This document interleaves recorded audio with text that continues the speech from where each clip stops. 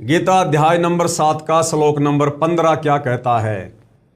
ये श्लोक यहाँ पर संस्कृत भाषा में लिखा हुआ है। नये माम दुष्कृतिन मूढ़ः परपदन्ते नराधमा मायमा अपहत ज्ञाना आशुरम भावम आश्रिता।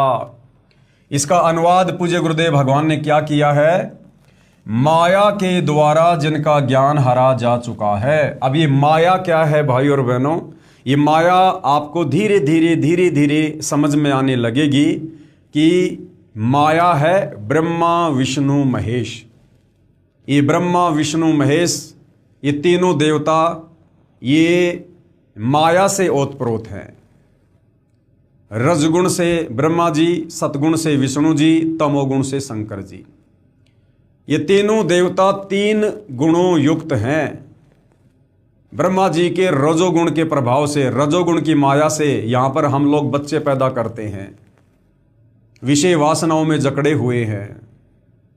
श्री विष्णु जी के सतोगुण के प्रभाव से, सतोगुण की माया से हम सब परिवार में, कार कोठी में, जमीन में, जायदाद में, संपत्ति में, रिश्तेदारी में एक दूसरे में मोह लगाकर उलझे हुए हैं, मोह माया में बंधे हुए हैं। ये माया है। तीसरी माया है श्री शंकर जी की तमोगुण, यानी तमोगुण के प्रभाव से यहाँ पर छोटी छोटी बातों को लेकर लड़ाई झगड़ा, मनमुटाव, गुस्सा, क्रोध, मार पिटाई, लड़ाई झगड़ा, मुकदमेबाजी, ये श्री शंकर जी की तमोगुण वाली माया के प्रभाव के कारण है।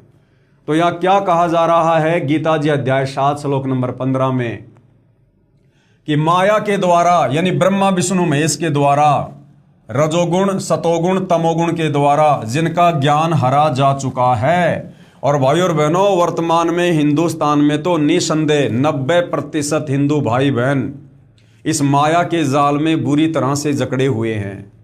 ब्रह्मा विष्णु महेश से ऊपर कोई जानता ही नहीं भक्ति और भगवान। पूरा का पूरा हिंदू समाज माया के जाल में जकड़ा हुआ है। सबका ज्ञान हरा जा चुका है। माया के द्वारा यानी ब्रह्मा विष्णु महेश के द्वारा, रजोगुण सतोगुण तमोगुण के द्वारा जिनका ज्ञान हरा जा चुका है, ऐसे आसुर स्वभाव को धारण किए हुए मनुष्यों में नीच, दूषित कर्म करने वाले मूर्ख, ये गीता का ज्ञान देने वाला काल ब्रह्म कहता कि मुझको भी नहीं भजते। अर्थात वे तीनों गुणों, कौन से तीनों गुणों, रजगुण ब्रह्मा, सतगुण विष्णु, तमगुण शिव की साधना ही करते रहते हैं। ये गीता का ज्ञान देने वाला ब्रह्म, जिसको काल भी कहते हैं, जो ब्रह्मा विष्णु महेश का पिता है, दुर्गा का पति है, ब्रह्मलोक में रहता है, किसी को अपने वास्तविक रूप में दर्शन नहीं देता। ये काल ब्रह्म क्या कह रहा है गीता अध्याय 7 श्लोक नंबर 15 में, ये हिंदू समाज से संबंधित भाई बहनों को समझना चाहिए कि हमारे पवित्र शास्त्र भक्ति और भगवान को लेकर क्या कह रहे हैं।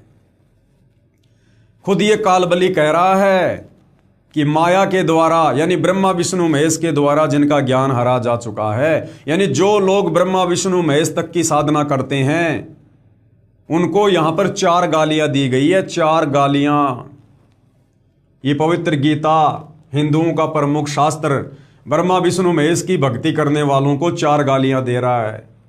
माया के द्वारा यानी ब्रह्मा विष्णु महेश के द्वारा जिनका ज्ञान हरा जा चुका है, ऐसे आसुर स्वभाव को धारण किए हुए, सबसे पहली गाली ये हो गई। आसुर स्वभाव यानी राक्षस स्वभाव को धारण किए हुए, क्योंकि ब्रह्मा विष्णु महेश की भक्ति करने वाले मांस भी खाते हैं, शराब भी पीते हैं, नशा भी करते हैं और उल्टे कर्म भी करते हैं, इसलिए उनको आसुर यानी राक्षस स्वभाव वाले कहा गया है। ऐसे आसुर स्वभाव को धारण किए हुए। दूसरी गाली है मनुष्यों में नीच, यानी ब्रह्मा विष्णु महेश की भक्ति करने वाले जिनकी कोई मर्यादा नहीं है, वो अपने स्वार्थ के वशीभूत होकर कोई भी नीच से नीच कार्य कर सकते हैं। मनुष्यों में नीच। तीसरी गाली है दूषित कर्म करने वाले। दूषित यानी गंदे से गंदा काम करने वाले, गंदे से गंदा काम करने वाले। अब ये नशा बेचना, नशा करना, मांस बेचना, मांस खाना, चोरी करना, रिश्वत लेना, डाके डालना, मिलावट करना, कालाबाजारी करना, झूठ बोलना, निंदा करना, चोरी करना, गंदी नजर रखना, ये दूषित कर्म है। तो दूषित कर्म करने वाले, और चौथी गाड़ी है मूर्ख, मुझको भी नहीं बसते।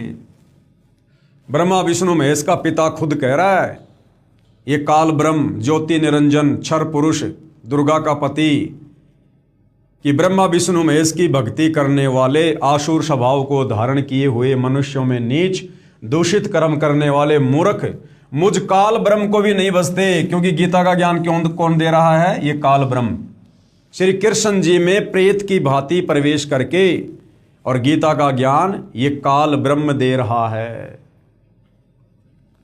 माया के द्वारा जिनका ज्ञान हरा जा चुका है। अब भाइयों और बहनों, थोड़ा ध्यान से पढ़ना, थोड़ा धैर्य के साथ में पढ़ना।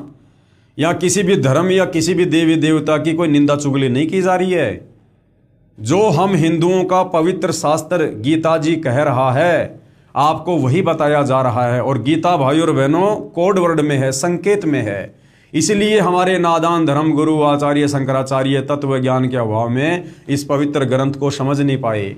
क्योंकि गीता चारों वेदों का सार है, और चारों वेदों का सार कितना सूक्ष्म होगा ये आम व्यक्ति के बस की बात नहीं है। इसलिए इन पवित्र धर्मशास्त्रों को समझाने के लिए परमात्मा ने स्वयं तत्वदर्शी संत के रूप में धरती पर प्रकट होना पड़ता है।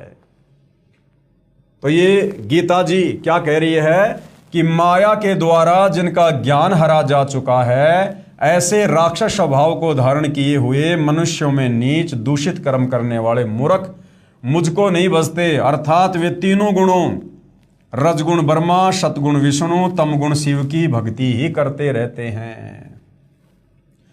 अब ये माया वास्तव में क्या है और ये तीनों गुण क्या हैं, ये आपको अन्य हिंदू धर्म ग्रंथों से आगे इसी पवित्र पुस्तक ज्ञान गंगा में आपको दिखाया जाएगा, परिचित करवाया जाएगा। बिना प्रमाण के इस पवित्र ज्ञान गंगा पुस्तक में पूज्य गुरुदेव सतगुरु रामपाल जी ने एक शब्द भी नहीं बोला है। अगर विश्व का कोई भी व्यक्ति इस पवित्र पुस्तक ज्ञान गंगा को गलत साबित कर दे, झूठा साबित कर दे, मनमुखी लेख साबित कर दे, उसको 1 लाख रुपए का नगद इनाम दिया जाएगा। नगद इनाम, वो चाहे कितने व्यक्ति क्यों ना हो, लेकिन आप ऐसा नहीं कर पाओगे। तो रजगुण ये ब्रह्मा जी हैं, सतगुण विष्णु जी हैं और तमगुण शिव जी हैं। इन्हीं को माया कहा गया है, तीनों गुणों से युक्त कहा गया है। और ये काल, ये ब्रह्मा विष्णु महेश का पिता है, और ये दुर्गा ये काल की पत्नी है और ब्रह्मा विष्णु महेश की माँ है। ये तमाम बातें आपको हिंदू शास्त्रों से प्रमाणित की जाएंगी। आप थोड़ा निष्पक्ष होकर धैर्य के साथ रुचि लेकर इस पुस्तक को पढ़ते रहिएगा। तो आपको ये गीता अध्याय 7 श्लोक नंबर 15 का सारांश बताया गया है। उसके बाद यजुर्वेद अध्याय नंबर 40 श्लोक नंबर 10 सतगुरु रामपाल जी द्वारा भाष्य ये श्लोक आप जियों के सामने लिखा हुआ है। भाइयों और बहनों, इसका वास्तविक अनुवाद क्या है कि परमात्मा के बारे में सामान्यतः निराकार अर्थात कभी नए जन्मने वाला कहते हैं। दूसरे लोग आकार में अर्थात जन्म लेकर अवतार रूप में आने वाला कहते हैं। जो टिकाऊ अर्थात पूर्ण ज्ञानी अच्छी प्रकार सुनाते हैं, उसको इस प्रकार सही तौर पर वही समरूप अर्थात यथार्थ रूप में भिन्न भिन्न रूप से प्रत्यक्ष ज्ञान करवाते हैं।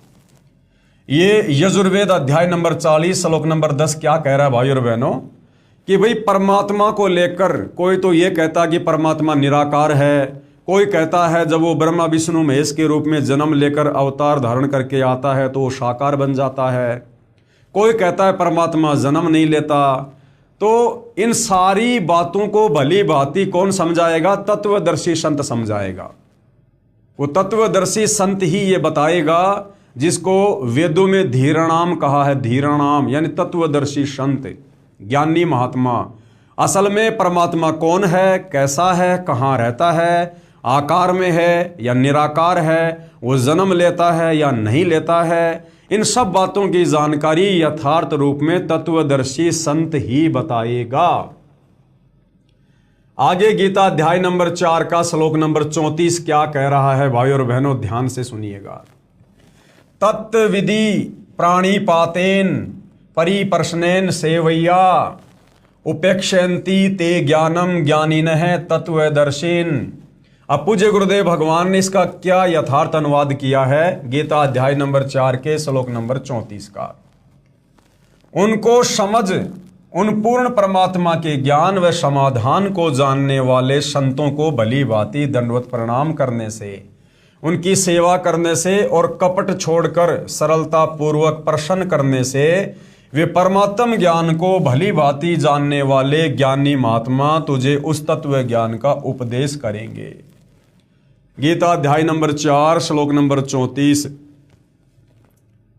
इस अध्याय में गीता का ज्ञान देने वाला गीता ज्ञानदाता श्री कृष्ण जी के शरीर में प्रेत की तरह प्रवेश करके ये ब्रह्मा विष्णु महेश का पिता, ये दुर्गा का पति काल ब्रह्म क्या कह रहा है कि अर्जुन, अगर तुझे पूर्ण मोक्ष प्राप्त करना है, अमृतत्व प्राप्त करना है, तो भाई तू किसी तत्वदर्शी संत की खोज कर ले और उसकी खोज होने के बाद तू भली भांति उसको दंडवत प्रणाम कर, सरलता पूर्वक ये कपट छोड़कर व्यवहार कर। उसके बाद वो तत्व ज्ञानी महात्मा यानी वो तत्वदर्शी संत फिर तुझे तत्व ज्ञान का उपदेश देगा, तुझे परमात्मा के विषय में जानकारी देगा। वही तत्वदर्शी संत तुझे आत्मज्ञान भी बताएगा और तुझे परमात्म ज्ञान की जानकारी भी देगा। ये गीता अध्याय नंबर 4 श्लोक नंबर 34। यानी गीता का ज्ञान देने वाला भगवान हिंदू समाज तो तत्व ज्ञान के अभाव में केवल श्री कृष्ण जी को ही गीता का ज्ञानदाता समझता है कि श्री कृष्ण जी ने गीता का ज्ञान दिया। लेकिन भाइयों और बहनों, असल में गीता का ज्ञान श्री कृष्ण जी ने नहीं दिया। श्री कृष्ण जी का केवल शरीर प्रयोग में लिया गया है। और गीता का ज्ञान देने वाला ये ब्रह्म है, ये काल है, जो श्री कृष्ण जी के शरीर में प्रेत की भांति प्रवेश करके और गीता जी का ज्ञान बोलता है।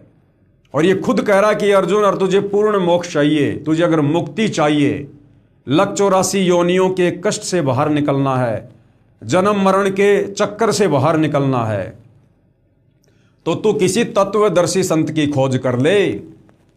अर्थात भाइयों और बहनों, ये गीता का ज्ञान देने वाला काल ब्रह्म जो देवी देवताओं से ऊपर है, ब्रह्मा विष्णु महेश से ऊपर है, दुर्गा से ऊपर है, 21 ब्रह्मांड का ये भगवान काल, ये खुद भी ऊपर हाथ खड़े कर रहा है कि अर्जुन, उस तत्व ज्ञान के विषय में मुझे भी जानकारी नहीं है, अध्यात्म के विषय में मुझे भी पूरी जानकारी नहीं है, मैं भी तुझे सृष्टि रचना के विषय में नहीं बता सकता। इसलिए तू किसी तत्वदर्शी संत की खोज कर और खोज होने के बाद फिर उसको दंडवत प्रणाम कर, सरलता पूर्वक व्यवहार कर। वो तत्वदर्शी महात्मा ही तुझे तत्व ज्ञान का उपदेश करेगा। तो भाइयों और बहनों, वर्तमान में आप और हमारा सौभाग्य कि वह तत्वदर्शी संत स्वयं धरती पर प्रकट है सतगुरु रामपाल जी के नाम से। इनके अलावा इस गूढ़ रहस्य को सतयुग से लेकर वर्तमान समय तक आज तक किसी भी धर्म के किसी भी धर्म गुरु ने उजागर नहीं किया। इसलिए निसंदेह तत्वदर्शी संत की भूमिका करने के लिए कबीर परमात्मा स्वयं सतलोक से चलकर आते हैं।